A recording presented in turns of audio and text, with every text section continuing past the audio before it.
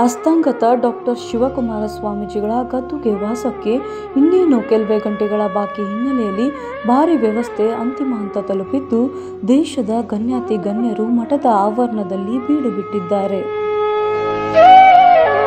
ಸೋಮವಾರ ಮಧ್ಯಾಹ್ನದಿಂದ ಇಲ್ಲಿಯವರೆಗೆ 9 ಲಕ್ಷ ಜನ ಸ್ವಾಮೀಜಿಯವರ ಅಂತಿಮ ದರ್ಶನ ಪಡೆದು ದಾಸೋಹ ಸ್ವೀಕರಿಸಿರುವ ವರದಿ ಪವಾಡ ಮೂಡಿಸಿದೆ.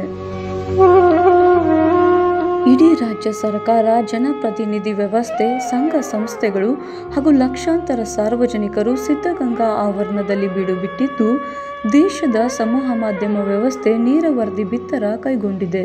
ಮಠದ ಆವರಣದಲ್ಲಿಯೇ ಪೂರ್ವ ನಿರ್ಮಿತ ಗದ್ದುಗೆಯಲ್ಲಿ ಇಂದು ಸಂಜೆ 4:30 ನಂತರ ಸ್ವಾಮೀಜಿ ದೇಹ ಸಮಾಧಿ ಸ್ಥಿತಿಗೆ ಜಾರಲಿದೆ.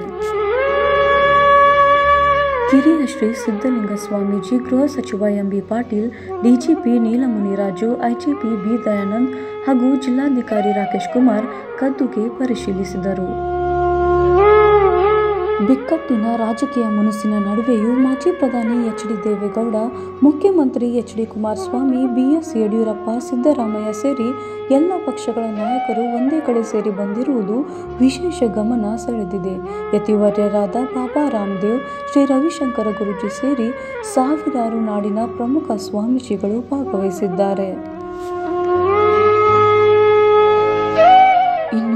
ಇಡೀ ತುಮಕೂರು ನಗರ ಹಿಂದೆಂದೂ ಕಾಣದ ಜನಸಾಗರ ವಾಹನಗಳ ಭರಾಟೆಯಿಂದ ತುಂಬಿ ಹೋಗಿದ್ದು, ಶಿಸ್ತು ಸಂಯಮಕ್ಕೆ ಎಲ್ಲಿಯೂ ಧಕ್ಕೆಯಾಗಲಿಲ್ಲ.